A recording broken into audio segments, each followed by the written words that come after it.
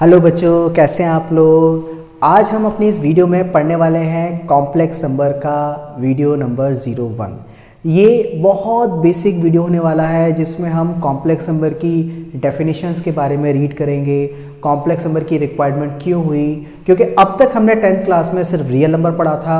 Real number के आगे ऐसा क्या हुआ या ऐसी क्या चीज़ें हुई जो रियल नंबर फुलफिल नहीं कर पाया और हमें कॉम्प्लेक्स नंबर पढ़ना पड़ा या उसकी रिक्वायरमेंट पड़ी है, क्यों वो इंट्रोड्यूस हुआ। तो आज ये बेसिक वीडियो है, इसमें हम सिर्फ डेफिनेशंस वगैरह का डिस्कशन करेंगे।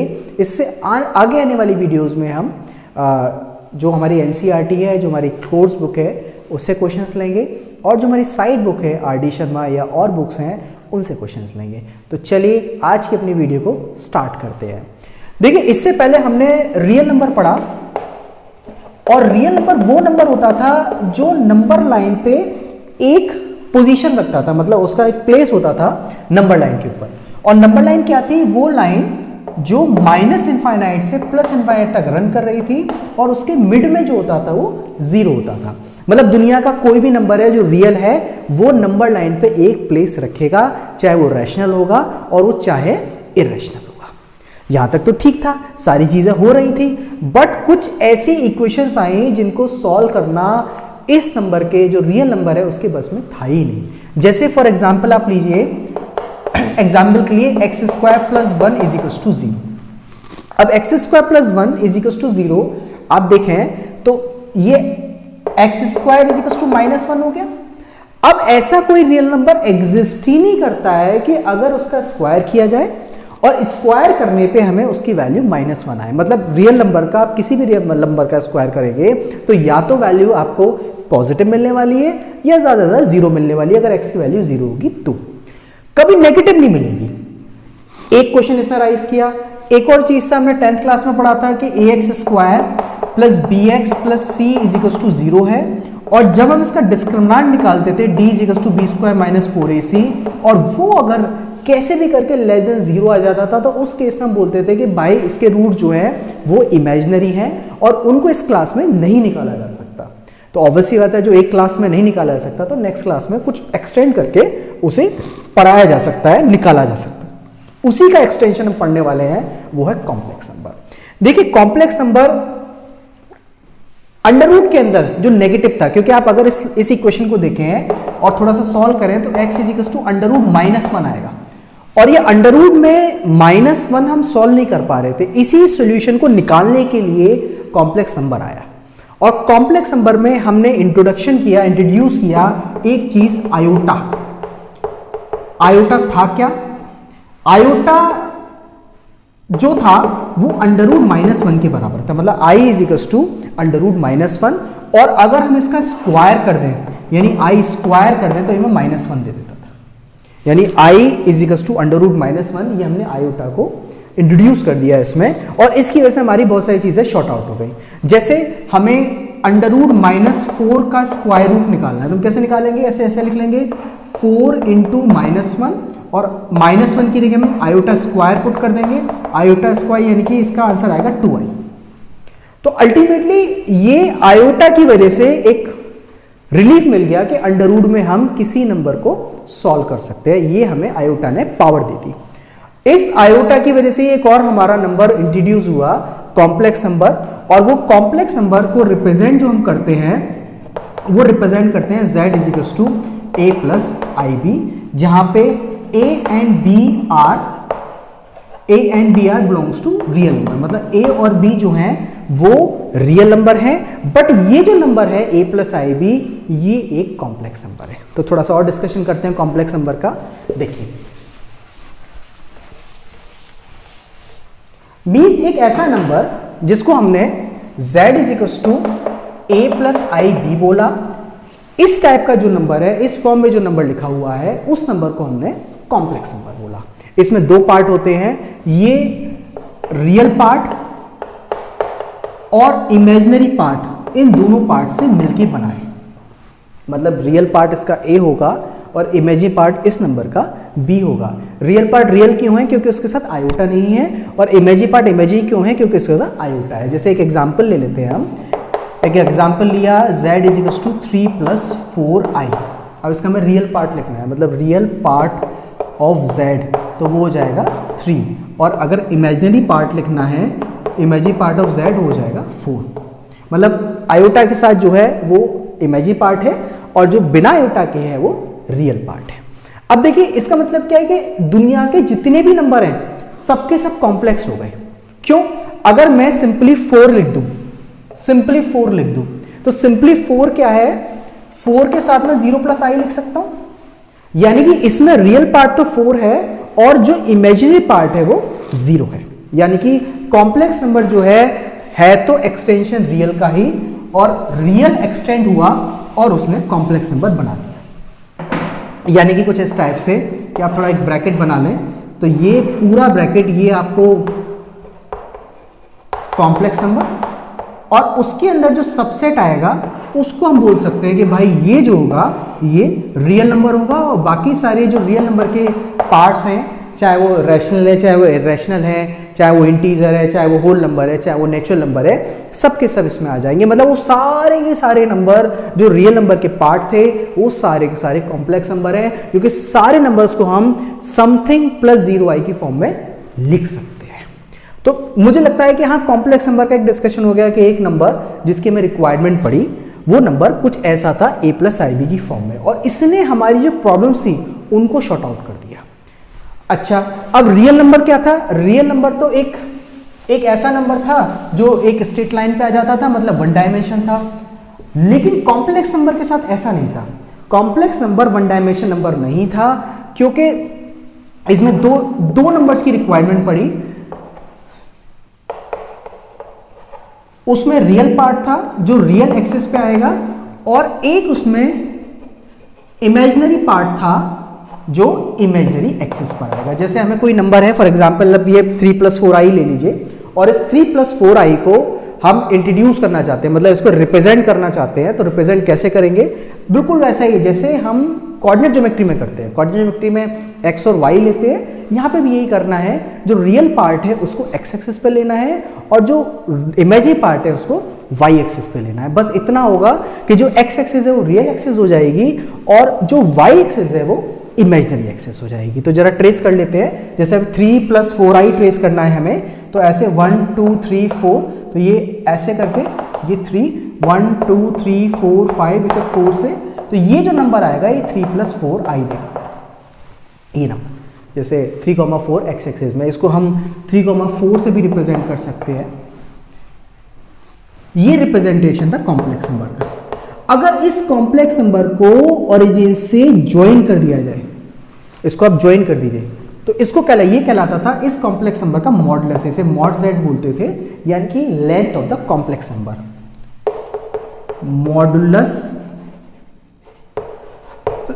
Of complex number, complex number जिसको हमने बोला मॉडुलस, और मॉडुलस को रिप्रेजेंट करने का तरीका था मॉड z। ठीक है, अब थोड़ा निकाल भी लेते हैं। जैसे ये चीज हमारी 3 है, ये चीज 4 है, तो इसको निकालने का तरीका क्या होगा? इसका स्क्वायर प्लस इसका स्क्वायर, पाइथागोरस थ्योरम से इसका स्क्वायर प्लस इसका स्क्वायर इज इक्वल टू इसका स्क्वायर, यानी कि मॉड z का स्क्वायर बराबर 3 स्क्वायर प्लस 4 स्क्वायर, यानी कि mod z is equal to √3 square plus 4 square. तो this is the length of the complex number. थोड़ा जनरलाइज कर देते हैं इसको, मतलब इसी पॉइंट को हम a + IB की फॉर्म में ट्रेस कर देते हैं, और हम उसका एक जनरलाइज फॉर्मूला मॉडुलस नंबर का निकाल देते हैं। देखिए यहाँ पॉइंट ले लेते हैं हम a + IB, और इसको ओरिजिन से ज्वाइन कर देते हैं। तो उसका ये वाला जो पार्ट होगा ये a होगा, और ये वाला पार्ट होगा बच्चों वो b होगा। और इसका अगर मॉडुलस निकालेंगे तो मॉड z की वैल्यू √a² + b² आएगी, यानी अल्टीमेटली मॉड z की जो वैल्यू होगी वो √रियल पार्ट, रियल z का स्क्वायर प्लस इमेजिनरी z का स्क्वायर होगा। मतलब अगर हमें मॉडुलस निकालना है किसी कॉम्प्लेक्स नंबर का, हम उसकी लेंथ निकालने में इंटरेस्टेड हैं कि वो ओरिजिन से कितना लंबा जाएगा, तो उसके निकालने का तरीका क्या है कि उसके रियल पार्ट का स्क्वायर करें, उसके इमेजिनरी पार्ट का स्क्वायर करें, और पूरे का आप उसका √√ ले लें। मुझे लग रहा है कुछ आपको समझ में आ रहा होगा। अभी तक हमने कॉम्प्लेक्स नंबर की बेसिक डेफिनेशन पढ़ी, हमने कॉम्प्लेक्स नंबर का रिप्रेजेंटेशन पढ़ा, ये कॉम्प्लेक्स नंबर को हम रियल एक्सिस और इमेजिनरी एक्सिस में रिप्रेजेंट कर सकते हैं। दूसरी चीज़ हमने पढ़ी कि भाई अगर कॉम्प्लेक्स नंबर की लेंथ निकालनी है हमें तो वो इस तरीके से निकाली जा सकती है कि उसके रियल पार्ट का स्क्वायर करें प्लस इमेजिनरी पार्ट का स्क्वायर करें, दोनों को ऐड करने का उसका अंडर रूट ले लें, तो वो हमें क्या देगा, length of the complex number देगा। ठीक है, तो चलिए हम थोड़ा सा आयोटा के बारे में और डिस्कशन करते हैं, जो हमारा मेन चीज़ है जिसकी वजह से कॉम्प्लेक्स नंबर का जन्म हुआ या कॉम्प्लेक्स नंबर की स्टार्टिंग हुई। तो उसकी पावर ऑफ आई का डिस्कशन कर लेते हैं, पावर ऑफ आई होती क्या है। तो देखिए पावर ऑफ आई एक हमारा नेक्स्ट टॉपिक है, पावर ऑफ आई। देखिए आई की पावर अगर आप 1 करते हैं तो आई हमेशा 1 ही रहेगा, मतलब आई हमेशा आई रहेगा। आई स्क्वायर अभी हमने पढ़ाया था वो -1 था। अगर आई क्यूब करते हैं तो आई क्यूब को हम आई स्क्वायर इंटू आई लिख सकते हैं, और आई स्क्वायर कितना है हमारा बच्चों, -1 इंटू आई यानी कि -1। ठीक है जी। अब आई की पावर 4 करिए तो यानी कि आई स्क्वायर इंटू आई स्क्वायर यानी -1 इंटू -1 यानी कि 1। तो अल्टीमेटली आप देखिए कि आई जो है वो साइक्लिक है और उसकी साइकिल 4 की है। मतलब अगर आई की पावर 1 करेंगे तो आई देगा, आई की पावर 2 करेंगे तो -1 देगा, आई की पावर 3 करेंगे तो -i देगा, और आई की पावर अगर 4 करेंगे तो आई हमें 1 देगा। यानी कि आई की पावर 4 है, साइक्लिक है, और वो 4 के मल्टीपल में चलेगा। मतलब 4 अगर उसकी पावर 4 के मल्टीपल में है तो उसकी वैल्यू ऑलवेज 1 आएगी। ठीक है, इसको जनरलाइज कर देते हैं थोड़ा सा कि अगर आई रेज 4n+1 है तो इसकी वैल्यू बच्चों आई आने वाली है। आई की पावर 4n+2 है तो उसकी वैल्यू -1 आने वाली है, और आई की वैल्यू अगर 4n+3 है तो उसकी वैल्यू -i आने वाली है, और आई की वैल्यू अगर 4n है तो उसकी वैल्यू 1 आने वाली है। एग्जाम्पल ले लीजिए, जैसे हमने आई की पावर 81 निकालना है। क्या निकालना है, 81। अब 81 में आपने करना क्या है, आपने ये देखना है कि वो कितना मल्टीपल है, मल्टीपल कितना है 4 का। तो अब देखिए आई 89 को हम 88+1 लिख सकते हैं, आई की पावर 89 को 88+1 लिख सकते हैं। तो इसको कैसे लिख सकते हैं, लिख सकते हैं भाई 88 इंटू आई की पावर 1। अब आई की पावर 88 का मतलब क्या है कि आई की पावर 4 की होल पावर 22 इंटू आई की पावर 1। और इतना पार्ट तो हमने पढ़ रखा है कि जो आई की पावर 4 1 होता है, यानी कि 1 की पावर 22 इंटू आई यानी कि आई, यानी अल्टीमेटली आई की पावर जो 89 है वो हमें क्या देगा, आई देगा। तो ये जो रूल्स हैं आप ये देखिए कि अगर किसी नंबर को 4 से डिवाइड कर रहे हैं और कितना रिमाइंडर बच रहा है, जैसे हमने 89 को डिवाइड किया तो रिमाइंडर 1 बचा तो वो आई देगा, 2 बचा तो -i देगा, 3 बच रहा है तो -2 बच रहा है तो -1 देगा, 3 बच रहा है तो -i देगा, और कुछ नहीं बच रहा है अगर वो मल्टीपल ऑफ 4 है तो वो हमेशा 1 देगा। जैसे अगर हम आई की पावर 1000 कर दें तो ये 4 का मल्टीपल है तो इसकी वैल्यू क्या आने वाली है, 1 आने वाली है। तो ये पहला जो हमारा टॉपिक है जो एक्सरसाइज 5.1 एनसीईआरटी की, उसमें इसी टॉपिक से स्टार्टिंग है कि आई की पावर का डिस्कशन क्या है। तो चलिए हम और थोड़ा सा इसमें डीप चलते हैं, और हम कॉम्प्लेक्स नंबर के मॉडल्स का डिस्कशन तो हम कर चुके हैं कि भाई मॉडल्स क्या था वो हमने पढ़ा दिया। अब हम कंजुगेट की बात करते हैं और मल्टीप्लिकेटिव इनवर्स की बात करते हैं कि भाई इसका कंजुगेट और मल्टीप्लिकेटिव इनवर्स क्या होता है। देखिए z, हमें एक नंबर z = a+ib दे रखा है, और इसका हम मॉड z निकालना चाहते हैं, यानी कि मॉडुलस निकालना चाहते हैं, मॉडुलस निकालना चाहते हैं। तो मॉड z क्या बताया था मैंने, √a² + b²। अगर हम इसका कंजुगेट निकालना चाहते हैं तो कंजुगेट निकालने का तरीका क्या है, इसको z बार से डिनोट करते हैं बच्चों, और कुछ नहीं करना है आपने, कुछ नहीं करना है, बस i को -i से रिप्लेस करना है। क्या करना है, मेरे साथ बोलो कि अगर if we replace i by -i we get a conjugate of complex number. जैसे a+ib का कंजुगेट निकालना है तो वो जाएगा आपका a-ib। एग्जाम्पल ले लीजिए, जैसे हमने z = 3 - 4i ले लिया तो z बार क्या हो जाएगा, 3 + 4i, है ना। एग्जाम्पल ले लीजिए एक और, हमने जैसे z = 3 + 5i ले लिया तो z बार क्या हो जाएगा बच्चों, 3 - 5। तो मतलब कुछ नहीं करना, i को -i से रिप्लेस कर दीजिए, अगर आई वाली टर्म में नेगेटिव है तो पॉजिटिव कर दीजिए, पॉजिटिव है तो नेगेटिव कर दीजिए, आपको उसका कंजुगेट मिल जाएगा। इसमें एक टॉपिक और रह जाता है मल्टीप्लिकेटिव इनवर्स, मतलब z इनवर्स, यानी कि 1 ओवर z निकालना, 1 ओवर z की वैल्यू निकालना, इसे मल्टीप्लिकेटिव इनवर्स ऑफ z बोलते हैं, या इसको हम ऐसे भी लिख सकते हैं z का इनवर्स। ये अगर ऐसे लिखें तो a प्लस आई बी हो गया। अच्छा, हमने आपको पढ़ाया है कि कॉम्प्लेक्स नंबर वो नंबर है जो a प्लस आई बी की फॉर्म में होता है, मतलब वो number, a number which is in the form of a plus I B. जो a प्लस आई बी के फॉर्म में है वो कॉम्प्लेक्स नंबर है। ठीक, क्या ये प्लस आई बी की फॉर्म में है? नहीं, कॉम्प्लेक्स नंबर तो है क्योंकि आई आ रहा है, लेकिन a प्लस आई बी की फॉर्म में नहीं है। तो कोई भी कॉम्प्लेक्स नंबर पहले वो a प्लस आई बी की फॉर्म में होगा, then we can able to say कि वो कॉम्प्लेक्स नंबर है या नहीं है। तो चलिए इसको बनाते हैं a प्लस आई बी की फॉर्म में। कुछ नहीं करना, कंजुगेट से मल्टीप्लाई कर दीजिए। मल्टीप्लाई करिए a minus i b over a minus i b से।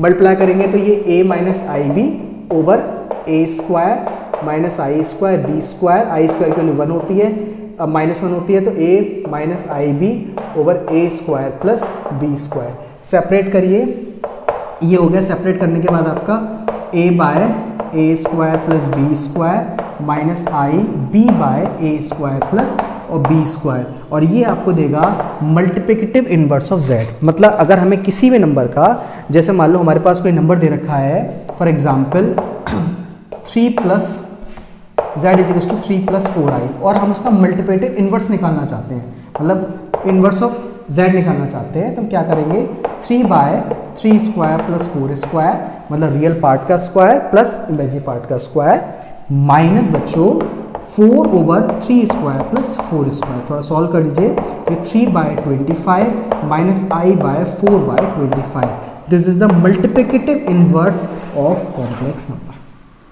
तो अब तक हमने कॉम्प्लेक्स नंबर की क्यों रिक्वायरमेंट थी वो पढ़ा बच्चों हमने, कॉम्प्लेक्स नंबर क्यों आया वो पढ़ा, कॉम्प्लेक्स नंबर क्या होता है, कॉम्प्लेक्स नंबर कैसे रिप्रेजेंट किया जाता है, फिर हमने आयोटा के बारे में पढ़ा, उसकी पावर के बारे में पढ़ा, हमने मॉडुलस फंक्शन के बारे में पढ़ा कि कॉम्प्लेक्स नंबर की लेंथ जो होती है वो मॉडुलस होती है और वो ओरिजिन से ये लेंथ देता है ना। हमने कंजुगेट के बारे में पढ़ा कि भाई जो z है उसका कंजुगेट निकालने के लिए आपको a प्लस आई बी में i को माइनस आई से रिप्लेस कर देना है, और आप i को माइनस आई से रिप्लेस कर देंगे तो आपको उसका कंजुगेट मिल जाएगा। तो उसके बाद हमने कुछ ये कंजुगेट करके भी दिखाया आपको कि 3 माइनस 4 आई है तो 3 प्लस 4 आई हो जाएगा, ऐसे ही 3 प्लस 5 आई है तो 3 माइनस 5 आई हो जाएगा।